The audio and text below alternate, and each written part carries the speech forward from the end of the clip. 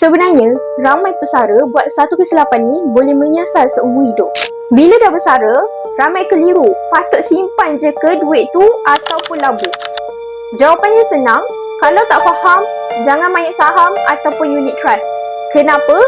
Sebab pesara dah tak ada masa dan tenaga macam orang muda. Kesilapan sekali boleh musnahkan simpanan sepanjang hayat bekerja. Tapi, ini bukan bermakna simpan je dalam ASB, tabung haji ataupun KWSP dah cukup selamat. Betul, dividen sekitar 4 hingga 5% setahun. Tapi, semua ni masih lagi dalam bentuk ringgit. Dan ringgit ni nilai dia boleh susut sikit demi sikit setiap tahun sebab inflasi. Jadi walaupun angka dalam akaun nampak naik, kuasa beli sebenar yang duit tu boleh beli sebenarnya makin lama makin kecil.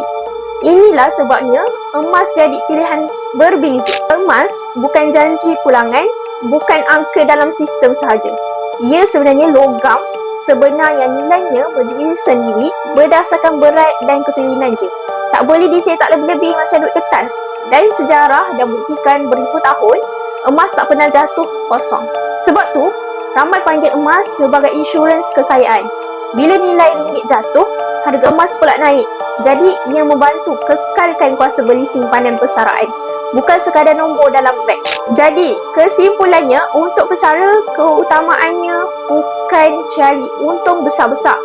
Keutamaannya ialah lindungi apa yang ada, elak risiko yang tak perlu dan pastikan simpanan tu cukup dan stabil sepanjang tempoh persaraan. Kalau tuan-puan nak mula simpan emas dalam bentuk fizikal di Public Gold, boleh sahaja terus rujuk video saya ataupun DM saya untuk saya jelaskan kepada tuan-puan cara ataupun langkah-langkah simpanan emas yang terbaik buat tuan-puan.